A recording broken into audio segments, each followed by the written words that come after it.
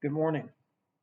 The psalm assigned for this week during Lent is Psalm number 27, one of the Psalms of David. It begins with these words: "The Lord is my light and my salvation, of whom then shall I fear? The Lord is the strength of my life, whom then shall I be afraid?" This psalm expresses an intense desire for God's light of hope in times of darkness and trouble, and for courageous journeying to deal with the many and varied obstacles of life. During dark times throughout human history, people of faith have appealed to God for this light in the midst of darkness. The plea for God's light of hope serves the same purpose as when it was first written almost 3,000 years ago by the psalmist.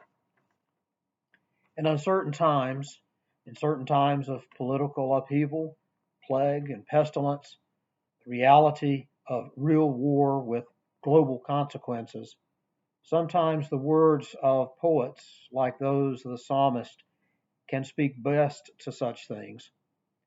Their poetry can become our prayer.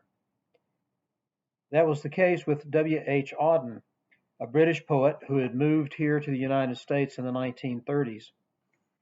Auden was a keen observer of the world and of the human condition and wrote extensively about it.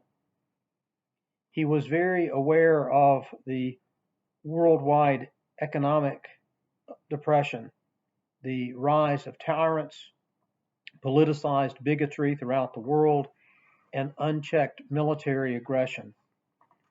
On the day when war was declared in Europe, beginning World War II, Auden penned his classic poem September 1, 1939. The last two stanzas of that poem are especially poignant, I think, for us. Auden wrote, "All I have is a voice to undo the folded lie, the romantic lie in the brain of the sensual man in the street, and the lie of authority whose buildings grope the sky. There is no such thing as the state, and no one exists alone. Hunger allows no choice to the citizen or the police. We must love one another or die. Defenseless under the night, our world in stupor lies. Yet, dotted everywhere, ironic points of light flash out wherever the just exchange their messages. May I, composed like them, of Eros and of dust, beleaguered by the same negation and despair, show an affirming flame." These words inspire us. They inspire us, and they can become our prayer to become an affirming flame of hope among the just in our day.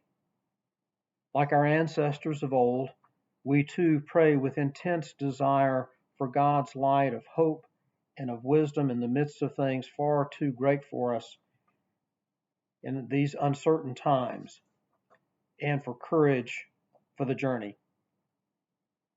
Amen.